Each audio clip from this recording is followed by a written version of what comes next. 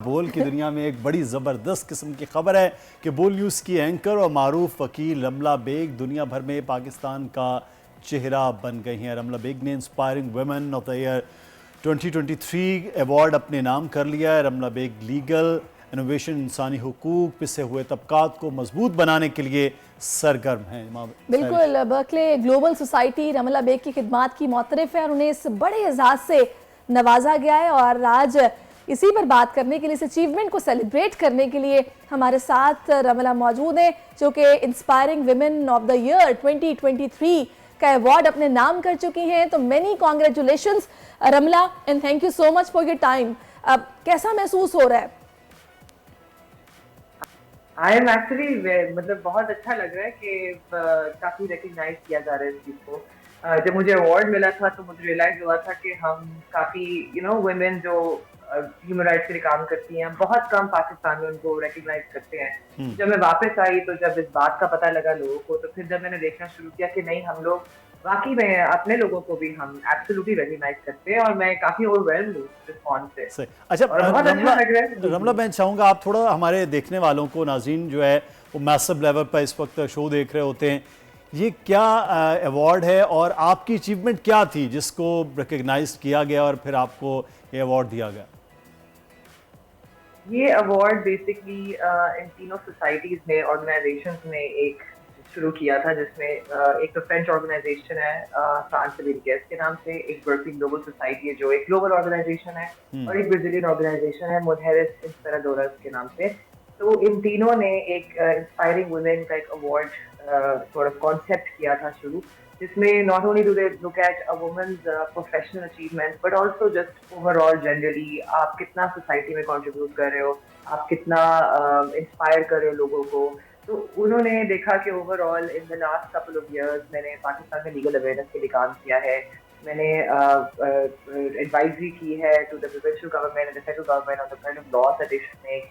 So the kind of work that I've been doing, they have been उनको they had an idea, so उससे उन्होंने मुझे और एक और लड़की थी जो ब्राजील से थी, उनको अवार्ड दिया था। तो इट्स जस्ट इंसानी हुकूक पे काम करना, औरतों के हुकूक के लिए काम करना। अच्छा, ये इंसानी हुकूक के लिए और औरतों के लिए काम करना, तो मैं इस पर लाजमी आपसे जानना चाहूँगी कि what motivated you to pursue your chosen path? ऐसे ही नहीं कोई शुरू कर देता, जाहिर है कुछ ना कुछ तो मोटिवेट करता है आपको, तो फिर ही आप करते हैं। मेरी मतलब मैं खुद एक औरत हूँ, एक इस मुल्क में आप जब when you are growing up तो आप देखते हो सिस्टम में कुछ इश्यूज हैं, कुछ बैलेंस नहीं है, वही हक हैं। लीगली तो मुझे वो हक दिए गए हैं जो एक मर्द को दिए गए हैं, लेकिन ऐसा क्यों है कि मैं जब वो एक्सरसाइज करती हूँ अपने राइट, तो मुझे 10,000 हर्डल्स के थ्रू गुजरना पड़ता है as opposed to a man. So it started from a personal journey, it started from my own life, and then I realized कि हमारी, मैं तो फिर भी privileged हूँ because हम लोग, I went to school, I went to college, but there are so many women in this country जिनको access to education है ही नहीं, और वो अभी भी dependent है on their male family members, या और फिर जहाँ पे dependency आती है, जहाँ पे economic dependency आती है, वहाँ पे control होता है। तो जब control होता है तो फिर हर किस्म का control होता है, वो abuse भी होता है। तो इसलिए ये समझे कि it's a topic very close to my heart, and I would love to, मतलब I don't think I'll ever advocate for this women's rights. सही। अच्छा रमला, जब इस किस्म के अवार्ड से आपको नवाजा जाता है, ऐसी अचीवमेंट्स होती हैं, उसके बाद ज़्यादा एक तो खुशी होती है, लेकिन रिस्पॉन्सिबिलिटीज़ भी ज़्यादा होती हैं। ये भी होता है कि अच्छा अब मैंने कुछ किया है तो मुझे रिकग्नाइज किया गया, अब इससे बढ़ के कुछ करना है। क्या प्लान है जो आप कर रहे हैं वो तो कंटिन्यू करना है, क्या कुछ फर्दर जो देखते हैं कि यार इस सेगमेंट में काम होना चाहिए जो मुझे करना है? बिल्कुल बिल्कुल, I think there so many segments, there so many areas जहाँ पे काम की बहुत जरूरत है। और मतलब अभी आजकल, बल्कि आप लोग का भी ओपिनियन मैं लेना चाहूंगी, आप लोग बताएं आप लोग को क्या लगता है कि हमारे मुल्क में किस एरिया पे ज्यादा फोकस करना चाहिए। लेकिन एब्सोल्युटली मेरा जो ज्यादातर जो रुझान है वो इसी तरफ है कि I think an educated and N economically empowered women, वो फिर अपने लिए जिंदगी का रास्ता खुद ही निकाल लेती है। आई थिंक फोकस सारा इसकी पे, because I don't believe in brain washing women कि अच्छा कि आपको इस तरह होना चाहिए, इस तरह नहीं होना चाहिए। आई थिंक हर औरत के पास वो चॉइस होनी चाहिए कि वो किस तरह की लाइफ जीना चाहती है, बट वो चॉइस उसकी अपनी होनी चाहिए। तो उसको उस चॉइस को रिकग्नाइज करने के लिए, उसको वो सलाहियत देने के लिए कि वो अपनी जिंदगी के डिसीजन ले सके, उसको एजुकेशन की जरूरत है, उसको अवेयरनेस की जरूरत है, उसको एक्सपोजर की जरूरत है। So I would just focus on making sure that these women get a chance and a right to study, to work independently and by their own choice. अच्छा वैसे रमला, हाउ डू यू मैनेज, मतलब personal life भी है, professional life भी है, और आपकी तो माशाल्लाह भी बड़ी चैलेंजिंग है कि आप सिर्फ अपने लिए काम नहीं कर रही हैं, आप सोसाइटी में दूसरी औरतों के लिए भी काम कर रही हैं, कैसे मैनेज करती हैं? बस देखिए, हो जाता है करना पड़ता है मैनेज। जब आप ड्रिवन होते हो, जब आपका कोई ऐसा कॉज होता है जो आपके दिल के बहुत करीब होता है, तो आई थिंक आप रास्ता निकाल लेते हो। I would rather do something then not do anything, and I think that's just how I operate. अच्छा, अब तो माशाल्लाह से आपको पता है सोशल मीडिया का दौर है और बच्चों के हाथ में मोबाइल्स हैं, बच्चे देख रहे हैं दुनिया में क्या हो रहा है, लोग क्या कर रहे हैं, कंपटीशन बहुत ज़्यादा है। तो इस सारी सिचुएशन में बहुत सारी गर्ल्स ऐसी होंगी जो आपको देख के आपसे इंस्पायर भी हो रही होंगी, तो what advice do you have for individuals inspiring to make a difference, उनके लिए क्या कहेंगी आप? Who are inspiring to make a difference? Wow. लगे रहो, आई think that's the only thing I would say. अपना टाइम भी आएगा। हाँ नहीं, बिल्कुल एब्सोल्युटली। देखें, अगर किसी को कोई है वो एक डिटर्मिनेशन कि मैंने कुछ बेहतर करना है, तो अपने बेशक सर्कल से शुरू करें, अपने सराउंडिंग से शुरू करें। उसके बाद आप जो भी करना चाहते हैं, आप do not be demotivated, because इस दुनिया में जब आप कुछ अच्छा लाने की कोशिश करते हो, कुछ अच्छा चेंज करने की कोशिश करते हो, तो बहुत से लोग आपको रुकावटें पैदा करेंगे, और वो लोग जिनसे आप एक्सपेक्ट भी नहीं कर रहे होंगे। तो अपने अगर कॉज को पकड़ के रखना है और उसको एंड देखना है कि एक अच्छा रिजल्ट निकले, तो you have to be very very determined, and you have to be मतलब just completely focus on the target, on the end goal. और जो रास्ते में हर्डल्स हैं उनको विद योर कॉलीग्स या विद फ्रेंड्स आप थोड़ा सा जरा अपना थिंग्स गेट इजियर, लेकिन एंड गोल नहीं, अपना एंड विजन नहीं, फोकस नहीं वहाँ से हटाना। सही। अच्छा रमला, ये जब इंसान कुछ अचीव करता है तो बड़ा खुश होता है।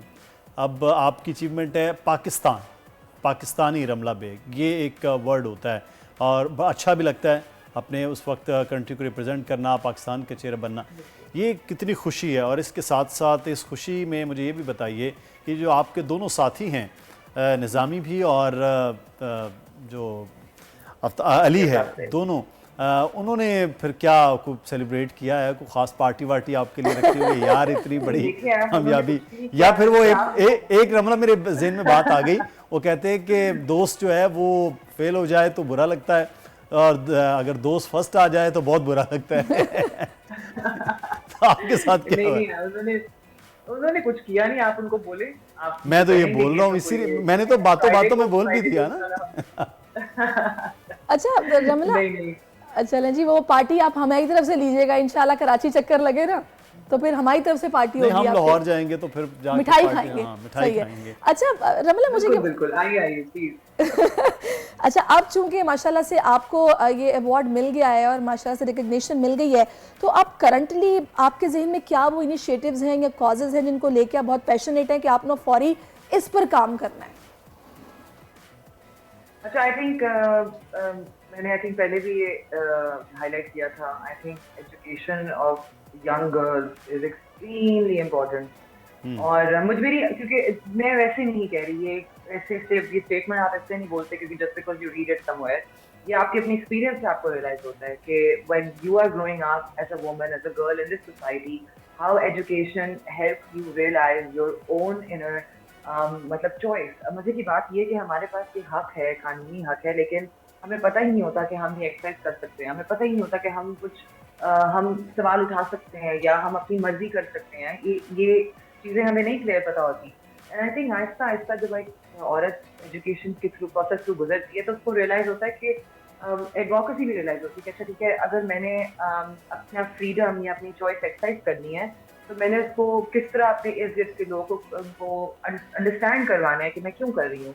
क्योंकि देखिए, यहाँ पे जब हम कुछ डिफरेंट करते हैं तो सोसाइटी में बहुत से रिएक्शंस होते हैं, लोगों के रिएक्शंस होते हैं। तो आई थिंक ये भी skill set Aahista Aahista education के थ्रू आपके अंदर एम्बेड हो जाता है कि आपने कॉन्वर्सेशन के जरिए अपनी बात किस तरह अगले तक पहुंचानी है, किस तरह समझानी है। और फिर उसके बाद फिर आई थिंक जिस लाइक आदमी को एजुकेशन मिलती है, एक्सपोजर मिलता है, और फिर वो स्ट्रीट स्मार्ट होता है, वो उसको समझ आती है कि अच्छा इस दुनिया में चलना फिरना कैसे है, नौकरी में किस तरह बिहेव करना है, प्रोफेशनलिज्म क्या होता है। इसी तरह औरतों के लिए भी उतना ही जरूरी है। अब हम मतलब देयर सो मेनी एरियाज जहाँ पे औरतों की we need to help them so much, लेकिन वही वाली बात है कि let's start with the first thing that we can actually work for, and that is education of girls. That's it for me. अच्छा रमला, हम कितना ये जो आप बात कर रहे हैं, हम देखते हैं मलाला जैसे अभी पाकिस्तान के फ़ख्र है, रमला ने एक अवार्ड लिया, बहुत सी हमारी बच्चियां पीछे ऐसी मलाला हैं पे जो तो प्लीज आप, हाँ जी, बिल्कुल मलाला पे तो देर ना करें, वो तो माशाल्लाह शी इज वो डन अमेजिंग। माशाल्लाह बड़ा हमें फ़ख्र होता है मलाला का जब इतनी बड़ी कामयाबी है रमला। लेकिन जो बच्चियां बहुत अब पीछे हैं वो आना चाह रही हैं, लेकिन आप बीइंग एक लॉयर भी देखते हैं कि हमारे सोसाइटी में अभी उस तरह एक्सेप्टेंस भी नहीं हो रही है जो आप बात कर रहे हैं। कितना बीइंग ए सोसाइटी हमें और आगे बढ़ना है और इस सब चीज़ों को आगे लेकर चलना है कि लड़कियों को भी वैसे इंसान ही तस्लीम किया जाए कि जैसे मर्दों को लड़कों को तस्लीम किया जा रहा है। कितना दूर है हम? सैडली हम बहुत दूर हैं, बहुत दूर है हम इस मतलब, लेकिन देर ऐसा नहीं है कि हमने कुछ प्रोग्रेस नहीं की। हमने डेफिनेटली, आई थिंक, जब से सोशल मीडिया आया है और जब से इंफॉर्मेशन का एक्सचेंज तेज हो गया है, लोगों के घरों तक बातें शुरू हो गई हैं, मीडिया ने इन कॉजेज को उठाना शुरू कर दिया है। तो ये मैं कहूँगी, ये द फैक्ट कि हमारे ड्राइंग रूम्स, हमारे लाउंजेस में ये कॉन्वर्सेशन शुरू हो गई है, this is a big achievement. अब उसके आगे जो है वो कॉन्वर्सेशन शुरू का उसका रिजल्ट कैसा निकल रहा है, वो कि एक औरत और एक मर्द को बराबर समझे, वो मेरा नहीं ख्याल कि हम उससे we're anywhere close to achieving that। अभी भी हमारे जो माइंडसेट हैं वो नहीं चेंज हो रहे, अभी भी हमारा कुछ बायस है औरतों के खिलाफ, अभी भी हम आदमियों को बेहतर समझते हैं, इन या तो हमको ज़्यादा काबिल समझते हैं या हम उनको ज़्यादा आप समझे रिलायबल समझते हैं। और औरत को तो सारी उम्र प्रूव करना पड़ता है कि अच्छा मैं बराबर हूँ, यू नो। आई थिंक ये तो कितनी औरतें हैं जो लगी हुई हैं, लेकिन आपके सामने ही है कि I my opinion we are far from achieving that end goal right now, but hopefully the kind of work that everybody else is doing in Pakistan और आप लोग के थ्रू भी, मीडिया के थ्रू, न्यूज़ के through, we can always will try to change the mindset of people towards something more। अच्छा, और मजे की बात ये कि women empowerment हमेशा negatively लिया जाता है कि women will be they're trying to place themselves on a higher bench than men, like उनसे बेहतर हैं या वो उनसे ज़्यादा stronger है, ज़्यादा intellectual है। बात असल में वो है ही नहीं। बात तो सिर्फ ये है कि जी आपके पास राइट्स हैं, मेरे पास राइट्स हैं। आप अगर सड़क पे चलते हैं कहीं जाने के लिए तो आप सेफ हैं, आपको अपनी कोई भी सीरियस मतलब बिसाइड बीइंग रॉब्ड आपको क्या डर है। लेकिन एक औरत अगर सड़क पे चलती है तो उसको वो फ्रीडम वो एंजॉय कर रही है जो उसको बिल्कुल सही कह रही है। अच्छा रमला, इसमें एक चीज़ और भी है जो मैं बहुत ज़्यादा फील भी करती हूँ, नोटिस भी करती हूँ। हमारे यहाँ कानून मौजूद है, हर तरह का कानून मौजूद है, लेकिन प्रॉब्लम आती है उसकी इम्प्लीमेंटेशन में। अब आप जहाँ हम ख़वातीन की बात कर रहे हैं, उनकी तालीम की बात कर रहे हैं, वहाँ पर ऐसी कई बच्चियाँ हैं जिनकी ज़िंदगी ख़राब हो जाती है और कानून मौजूद होने के बावजूद ये सब कुछ हो रहा है और रुकने में नहीं आ रहा। आपको क्या लगता है बीइंग लॉयर या फिर एक एडवोकेट की हैसियत से, क्या सोचती है कभी सिस्टम ठीक होगा पाकिस्तान में? क्योंकि कानून की अमलदारी होती है तो बहुत सारे प्रॉब्लम्स ठीक हो जाते हैं, जड़ से ठीक हो जाते हैं। जी बिल्कुल, कानून तो आई थिंक जिस तरह हमारा किसी भी और एरिया का लॉ है कि जिस तरह उसकी इम्प्लीमेंटेशन है उस तरह फैमिली लॉज की इम्प्लीमेंटेशन है।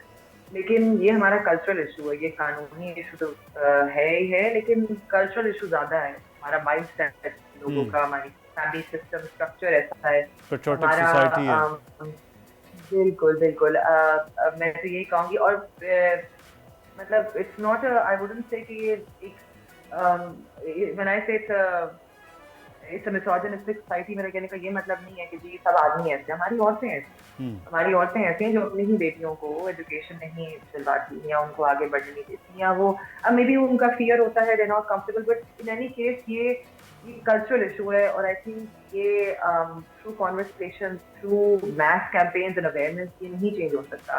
और मैं वैसे काफी प्रोग्रेस देख रही हूँ इन माय ओपिनियन, अभी हो रहा है, लेकिन अगेन इक्वालिटी रीच करने में बहुत टाइम लग जाएगा। सही।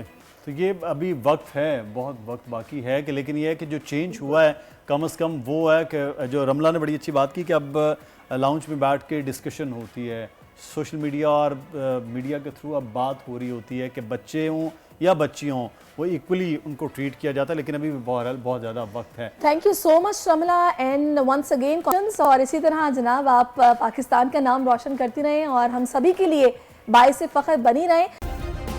सब्सक्राइब करें और बेल दबाएं ताकि कोई खबर रह न जाए।